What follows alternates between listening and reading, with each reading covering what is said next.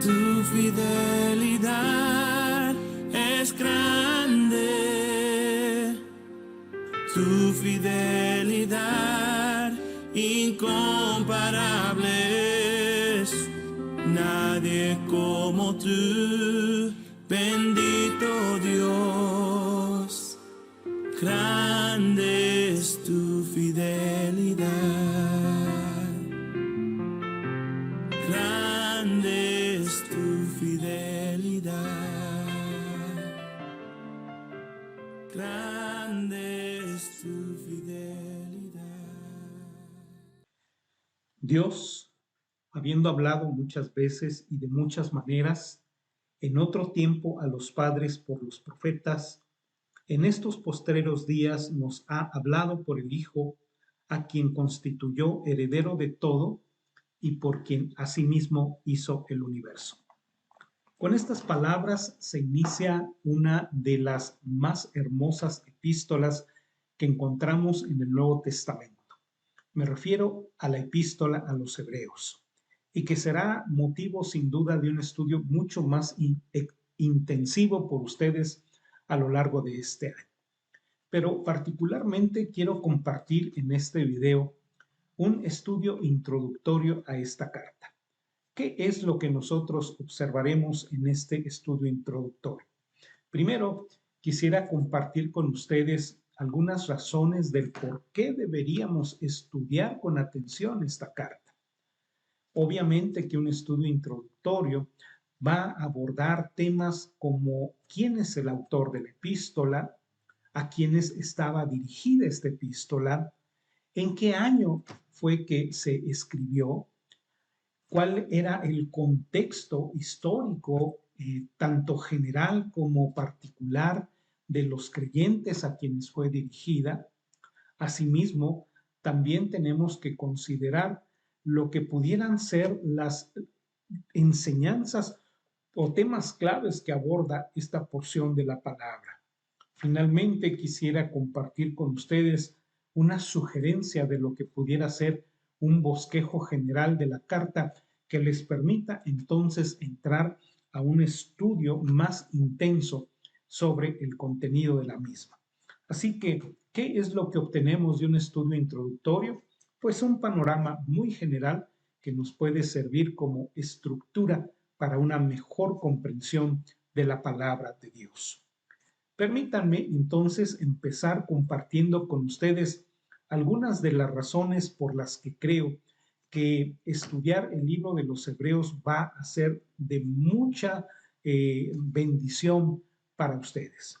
Primero, en estos tiempos, siglo XXI, creo que si queremos crecer en una mayor intimidad con la persona de Jesús, esta carta, este libro en particular, nos va a permitir tener una mayor intimidad con Él. Además, nos va a desafiar a la fe, puesto que este es uno de los temas centrales que toca. Y obviamente, en la parte final de la carta, vamos a ser desafiados a poder tener la oportunidad de desarrollar actos de servicio mucho más desafiantes. Otra razón es que ningún otro libro del Nuevo Testamento hace una conexión tan intensa con lo que el Antiguo Testamento nos ha presentado, particularmente en lo que tiene que ver con el sacerdocio, lo que tiene que ver con las ofrendas antiguotestamentarias, lo que tiene que ver con el sistema judío, de creencia judía. Bueno, pues todo eso va a conectar precisamente con lo que es la enseñanza neotestamentaria. Por eso me parece un estudio muy necesario. También nos va a ayudar a considerar la relación entre los creyentes judíos y los creyentes gentiles, entre la iglesia y entre Israel. Cuando nosotros vemos en Hechos capítulo 15 lo que se da en llamar el primer concilio de la iglesia, y vemos cómo los judaizantes trataron de meter presión en el asunto para que los creyentes judíos además de ser bautizados, obedecieran la ley mosaica y entonces se convirtieran en prosélitos judíos, la epístola a los hebreos, a diferencia de cartas como los Gálatas o como la misma epístola a los romanos que van a presentar el lado gentil del asunto, la carta a los hebreos me parece que nos va a presentar lo que fue la resolución oriental o la resolución hacia los judíos. Y ambas observaremos que van a llegar a las mismas conclusiones. Una cuarta razón es que Hebreos va a exaltar la persona y la obra de Jesucristo para impulsarnos a acercarnos más a Él. Cuando te detienes a pensar en ello, ciertamente toda la Biblia nos habla de Jesús, pero conforme avanzamos en el Nuevo Testamento, cada vez se hace más clara la grandeza de nuestro Señor. Como dice el mismo autor en la carta, mantengamos los ojos puestos en Jesús, el autor y consumador de nuestra fe. Una quinta razón para el estudio de la carta a los hebreos es que nos va a presentar una exposición sumamente extensa de lo que es la obra sacerdotal de nuestro Señor Jesucristo. Sabemos que el Señor desempeñó un triple oficio: profeta, rey, sacerdote.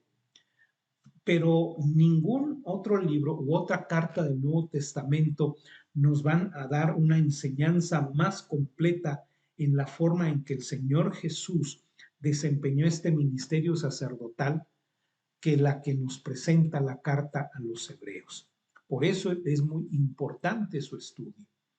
Una sexta razón es que Hebreos enfatiza en gran medida la autoridad de la palabra de Dios y nos insta a que prestemos atención a sus advertencias y a sus exhortaciones. Toda la escritura es inspirada por Dios y es útil para redarguir, para instruir, para corregir en justicia, a fin de que el hombre de Dios esté enteramente preparado para toda buena obra. Una séptima razón es que Hebreos no solamente nos va a desafiar a vivir por fe, nos va a presentar ejemplos prácticos de hombres y mujeres que vivieron por la fe. Pensemos, por ejemplo, en ese capítulo 11, donde nos presenta lo que llamamos los héroes de la fe. Pero no solamente nos presenta el ejemplo, sino que también nos da instrucciones y exhortaciones en el resto del libro que nos van a impulsar a vivir una vida de fe. Finalmente, Hebreos tiene un mensaje de esperanza, de aliento, pero también palabras de advertencia muy aleccionadoras para aquellos que ignoran la palabra de Dios y para aquellos que se están alejando de una comunión íntima con el Señor. Esto me parece muy pertinente en el siglo XXI, cuando observamos dentro de la iglesia cristiana un gran analfabetismo bíblico. Bueno, pues Hebreos nos va a desafiar para que no ignoremos la palabra de Dios, que no seamos como niños recién nacidos solamente satisfechos con la leche espiritual. Pero también nos va a advertir contra la apostasía, contra el hecho de alejarnos de la comunión íntima con el Señor, porque a final de cuentas, en la medida en la que nos distanciamos del Señor, en esa medida somos propensos a convertirnos en apóstatas, y en este sentido, este es un gran peligro para todos aquellos que quieren vivir realmente una vida de fe. Así pues, vamos nosotros a ver lo que es este panorama general de la carta a los hebreos. Y permítanme empezar hablando acerca del trasfondo y el propósito de la carta a los hebreos. Cuando hablamos del trasfondo, bueno, vamos a tocar asuntos como, por ejemplo, la autoría del libro, quién es el autor, vamos a procurar identificarlo, vamos de no poder hacerlo, procurar por la evidencia interna, o sea, por el contenido mismo de la carta, considerar un perfil de quien fuera el escritor. Y después vamos a tratar también de identificar cuál era la audiencia original de este escrito, para que nosotros podamos entonces entender su contexto, tanto histórico como geográfico y cultural. Vamos a hablar también en esta parte de la fecha probable en la que esta carta pudo haber sido escrita. Y también después vamos a hablar acerca de cuál es el propósito de esta carta. Y esto lo vamos a ver considerando la intensidad que el autor da a ciertas exhortaciones y a final de cuentas determinar cuál es la meta de estas exhortaciones. Bien, empecemos entonces hablando acerca de la autoría de esta carta. Y en este sentido, podemos decir lo que Orígenes en el tercer siglo resumió cuando consideraba este asunto. Él dijo, y miren ustedes que estamos hablando de una época muy temprana de la historia cristiana. En relación con la carta a los hebreos, él decía, pero ¿quién escribió la epístola? En verdad, solamente Dios lo sabe. ¿Qué es lo que tenemos nosotros de información dentro de la epístola? Les recuerdo, cuando nosotros encontramos información dentro de un libro, o en este caso de la epístola, a esa información nosotros le llamamos la evidencia interna.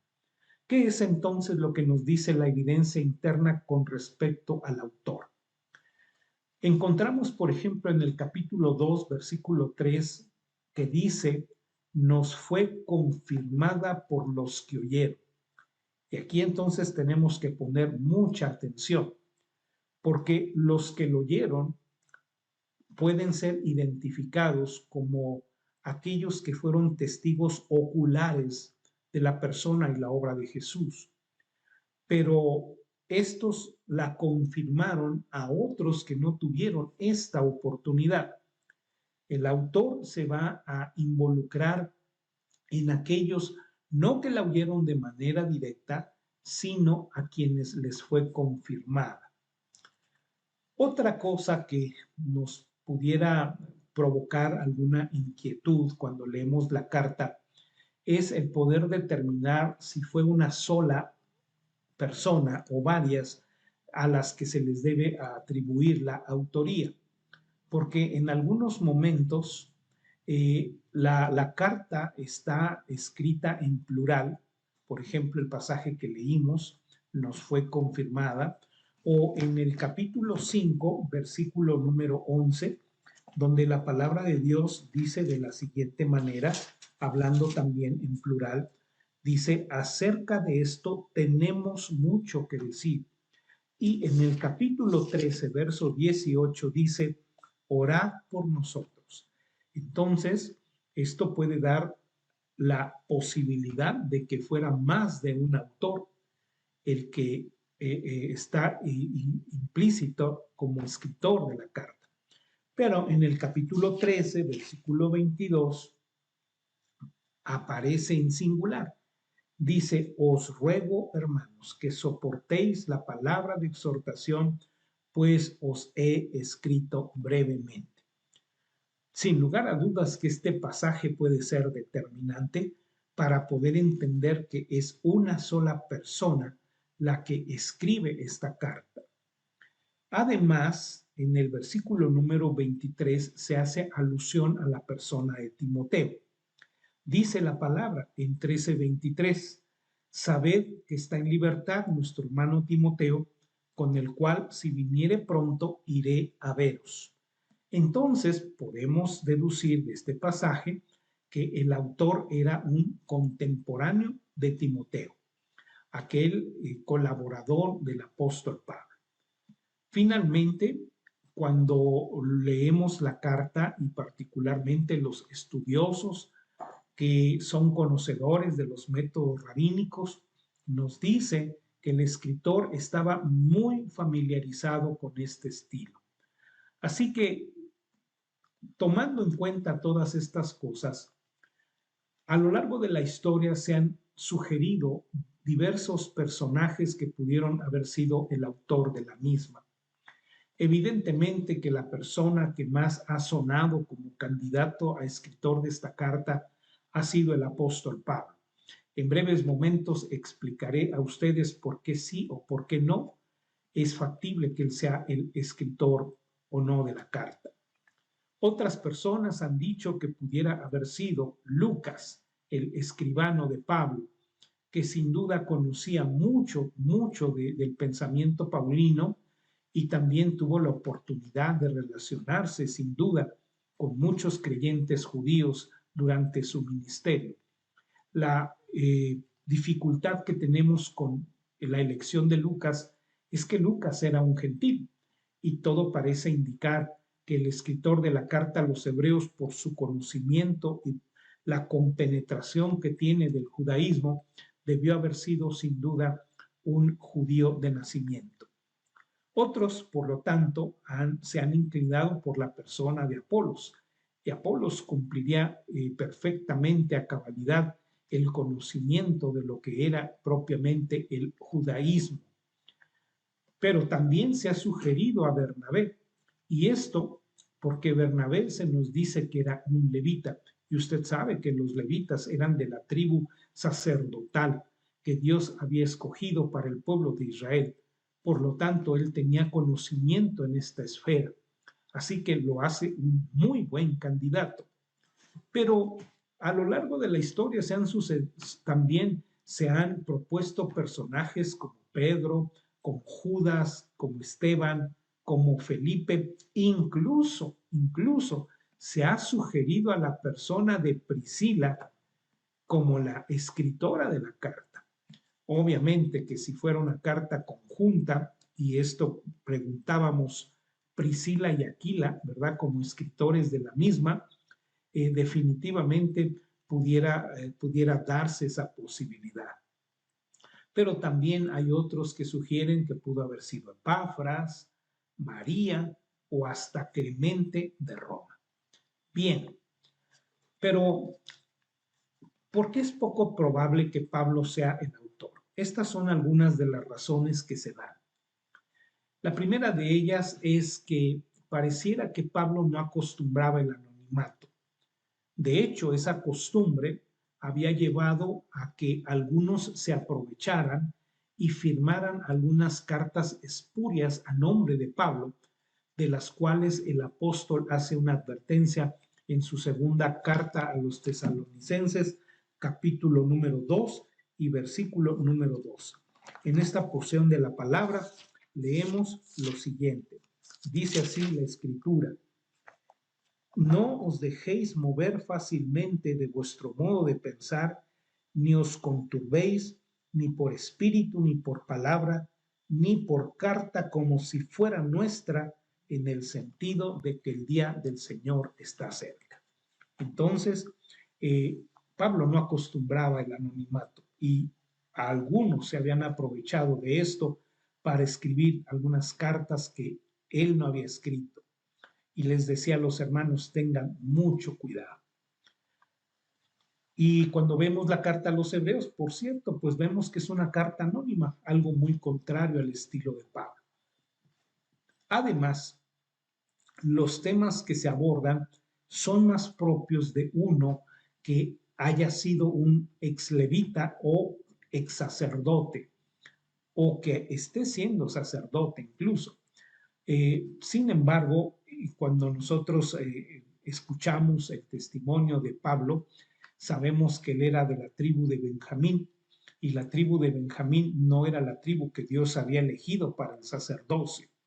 Obviamente que en su calidad de rabino, él debió haber tenido muchos conocimientos relacionados con este tema. Hebreos capítulo 2, versículo 3 nos presenta otra razón de la poca probabilidad de que Pablo sea el autor.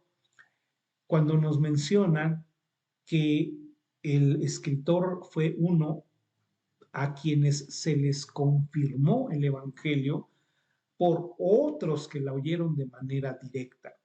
Entonces, la generación a la que pertenece este autor es diferente. Además, en Hebreos capítulo 10, versículos 33 y 34, vemos que el perfil del escritor de esta carta es el de un judío helenista, un intelectual apasionado. Dice la palabra de Dios ahí en Hebreos capítulo 10, versículos 33 y 34, las siguientes palabras. Dice así la escritura: por una parte, ciertamente, con vituperios y tribulaciones fuisteis hechos espectáculo, y por otra, llegasteis a ser compañeros de los que estaban en una situación semejante, porque de los presos también os compadecisteis, y el despojo de vuestros bienes sufriste con gozo, sabiendo que tenéis en vosotros una mejor y perdurable herencia en los cielos. Así que estas palabras reflejan ser un apasionado de aquellos judíos que habían sufrido por la fe y que también reflejaban una pasión por la comprensión de las verdades escriturales. Bien, pasemos entonces ahora a considerar los destinatarios de la carta. Y las opiniones sobre los destinatarios, puesto que la escritura no da mucho margen a saber, rompe con algunas de la tradición de lo que era una literatura epistolar, porque como lo observamos en las epístolas paulinas, generalmente al principio de la carta se aludía la audiencia a quienes estaba dirigida la carta. En este caso, nosotros pues no tenemos al principio alguna referencia de quién sea la audiencia.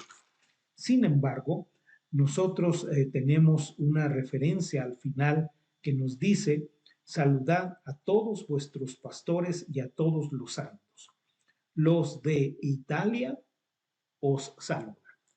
Y estas palabras de los de Italia os saludan ha generado la posibilidad de tres diferentes posibilidades de destinatario.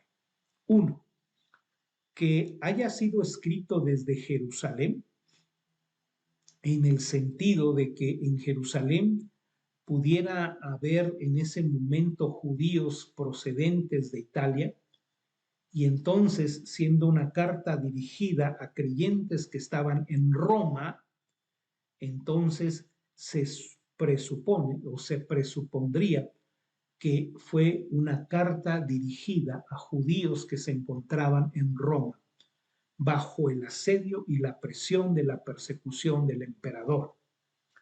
Otros sugieren que pudo haber sido escrita en Roma y que todos los que estaban en Italia, esto es, en Roma, enviaran saludos a dos posibles comunidades, o a la de Jerusalén o a la de Alejandría.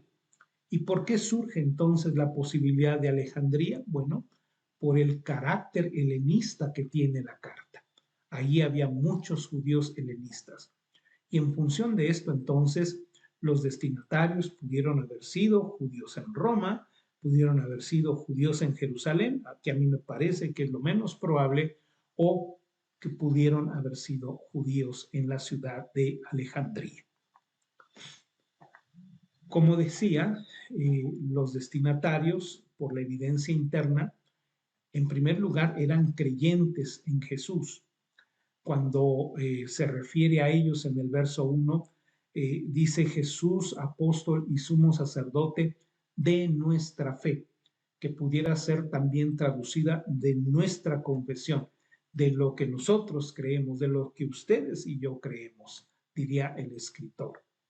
Era de raíces judías, tal vez de la diáspora, el uso del griego y la versión griega del Antiguo Testamento son muy usadas.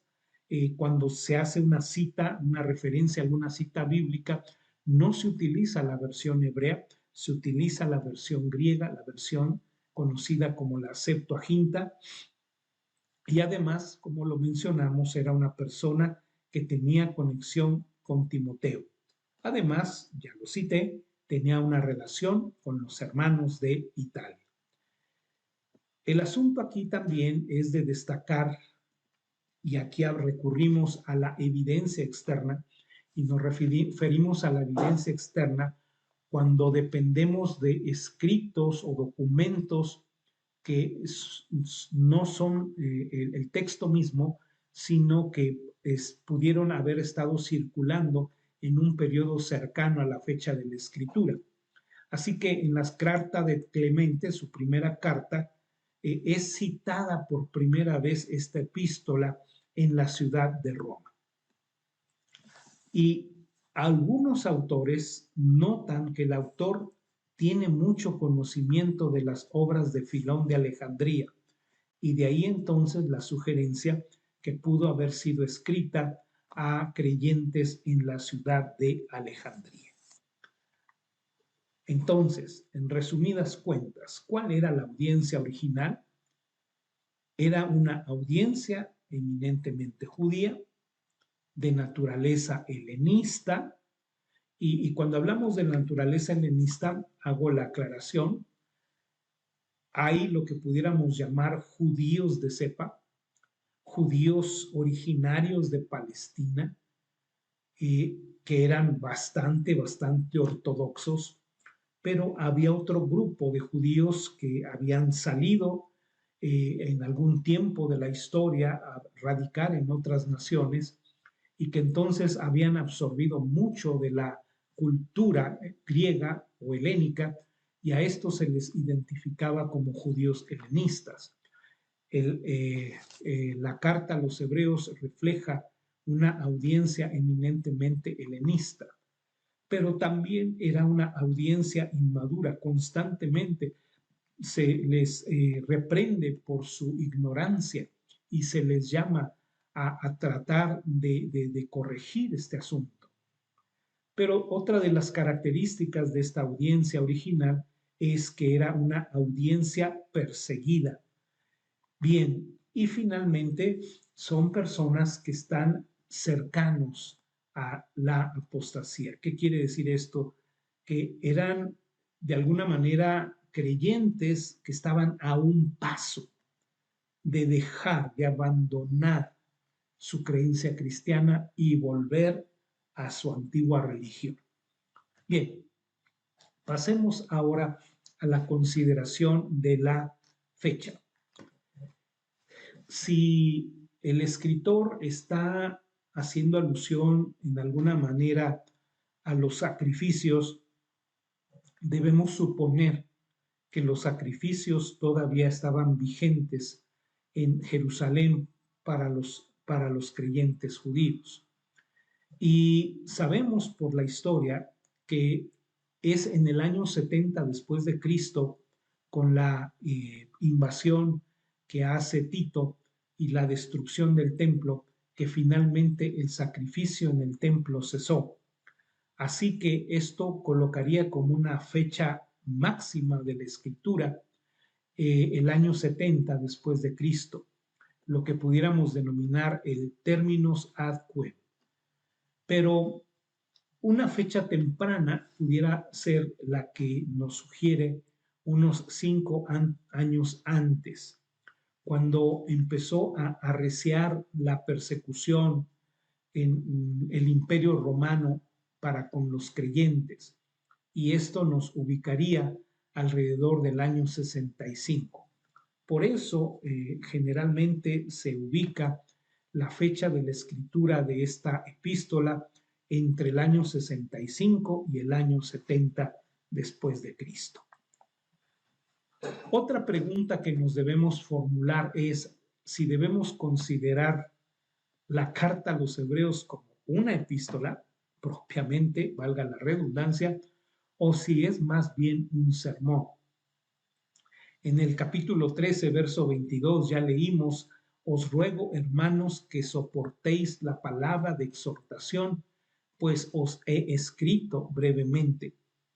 Ahora, ciertamente, Hebreos fue una carta, debemos considerarla una carta, porque esto se evidencia por las despedidas que encontramos al final de la misma, pero es una carta muy particular porque se desarrolla en lo que pudiéramos llamar un formato de sermón. Así que podemos decir que Hebreos es fundamentalmente un sermón escrito basado en abundantes pasajes del Antiguo Testamento reinterpretados a la luz del Evangelio de Jesucristo.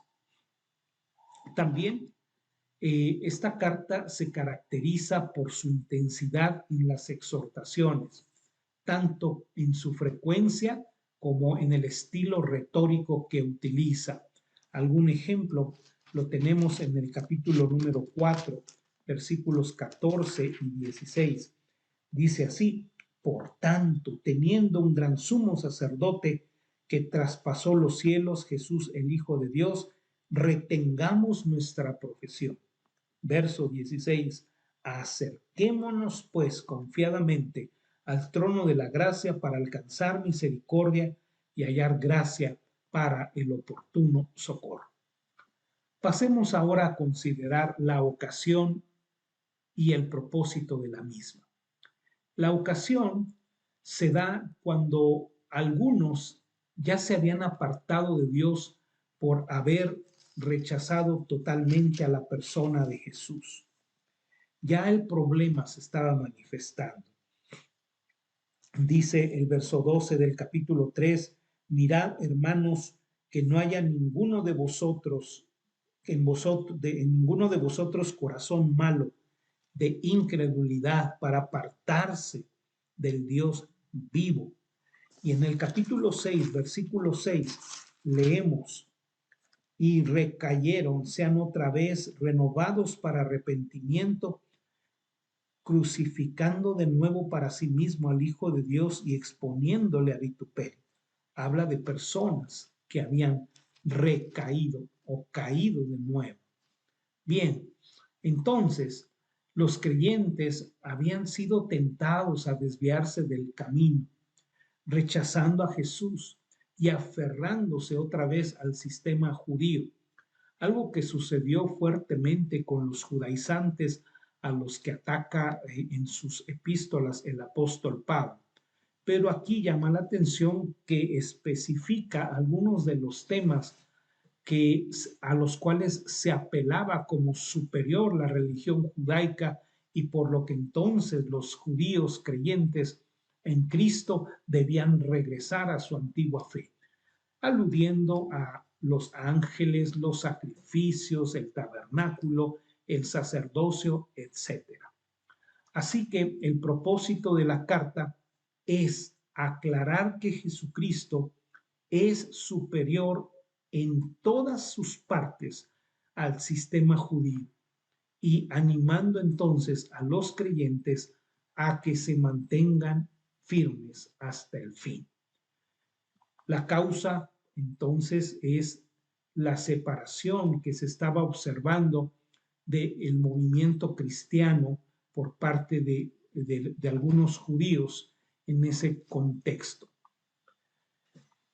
Por lo tanto, la epístola llega a la conclusión de que Cristo es suficiente, algo contrario a lo que ellos enseñaban. En el contexto se enseñaba que Cristo realmente no era suficiente. Y el tema principal de la carta es mostrar eso, la suficiencia de Cristo. Por otro lado, también, ya lo señalamos, esa falta de conocimiento o de ignorancia o de rechazo al conocimiento.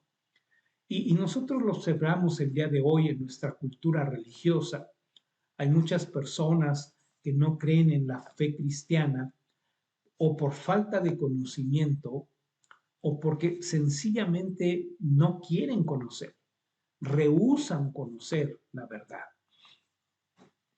También esta causa de separación, debemos decirlo, se debía al sufrimiento y tal vez a la persecución en particular que algunos de estos creyentes estaban sufriendo. Finalmente, pues se estaba dando el pecado de la apostasía. La gente estaba pecando deliberadamente, estaba dándole la espalda a Cristo. Y esto definitivamente era un acto de apostasía. Por lo tanto, también este grupo de personas que estaba alejándose del Señor manifestaba desobediencia, manifestaba incredulidad, lo que se conoce como la apistia. Bien, vamos entonces para terminar a ofrecer a ustedes un bosquejo de esta epístola que yo espero sea de ayuda para que ustedes puedan desarrollar un estudio más intensivo de esta carta. El bosquejo nos presenta dos partes importantes. La primera le vamos a llamar la sección doctrinal. En esta sección doctrinal abarca del capítulo 1 al capítulo número 10 y nos muestra que Cristo es más excelente que la economía del Antiguo Testamento. Nos va a presentar primero cómo es Cristo superior a los profetas, cómo es Cristo superior a los ángeles. Pero hacemos la siguiente observación. Generalmente vamos a ver que el autor va a intercalar algunas advertencias mientras va desarrollando su sermón. Así que la primera advertencia la tenemos, o señal de peligro, en el capítulo 2, versículo 1 al 4, donde se advierte a los creyentes sobre el peligro de extraviarse. Luego va a hablar de que Cristo es superior a Moisés y nos va a presentar una segunda advertencia, el peligro de desconfiar. Nos va a presentar que Cristo es superior a Josué y que Cristo es superior al sacerdocio levítico. Va a hacer una presentación de Cristo como nuestro gran sumo sacerdote y va a darnos una definición muy extensa del sacerdocio en el capítulo número 5, en sus primeros 10 versos. Luego entonces llegaremos a la tercera señal de peligro, el peligro de hacerse tardos para oír. Capítulo 5, versículos 11 al 14. Luego veremos la cuarta señal de peligro, que es el peligro a desviarse. Capítulo 6, versos 1 al 20, implica la advertencia más extensa. Y en este sentido, también en ese momento nos va a hablar de que Cristo es nuestro sumo sacerdote según el orden de Melquisedec. Nos va a mostrar que Cristo es un sacerdote eterno, que Cristo es un sacerdote perfecto y entonces en su persona es tanto eterno como perfecto. Luego tendremos en el capítulo 8, los versículos 1 hasta el capítulo 10, verso 39, finalizar, cómo Cristo como nuestro sumo sacerdote oficia en un santuario superior por medio de un pacto más excelente establecido sobre promesas mejores. Y ahí vamos a ver algunas cosas muy interesantes. Por ejemplo, en el capítulo 8 se nos va a hablar del verdadero tabernáculo. Luego nos va a presentar de que el nuevo pacto es mejor que el antiguo. Nos va a hablar de que el nuevo santuario es mejor que el anterior. Y en el capítulo 9 observaremos, tanto en el capítulo 10, en sus primeros 18 versículos, lo que fue el sacrificio superior de Cristo. Por último, en esta sección doctrinal tendremos nosotros un estímulo, pero después tendremos la quinta señal de peligro, que es el peligro de despreciar lo que Cristo ha hecho por nosotros. Luego vemos entonces la sección práctica, que es la segunda y última parte de la carta, que nos va a hablar cómo Cristo trae beneficios y deberes más excelentes. Nos va a hablar de lo que nosotros llamamos las tres virtudes cristianas. El capítulo 11 nos va a hablar de la fe. El capítulo 12 nos va a hablar de la esperanza. Y ahí vamos a ver enseñanzas muy interesantes sobre la perseverancia del creyente. Una sexta señal de peligro nos será presentada antes de concluir la epístola y es el peligro de negar a nuestro Señor. Finalmente, la carta termina con un mensaje importante sobre el amor. Vean ustedes cómo la sección práctica nos va a hablar entonces de las tres virtudes en cada uno de los capítulos. Capítulo 11, la fe; capítulo 12, la esperanza; capítulo 13, el amor. Y ahí se nos va a hablar de la vida secreta del creyente, de la vida social, de la vida espiritual, y terminará la carta con una bendición.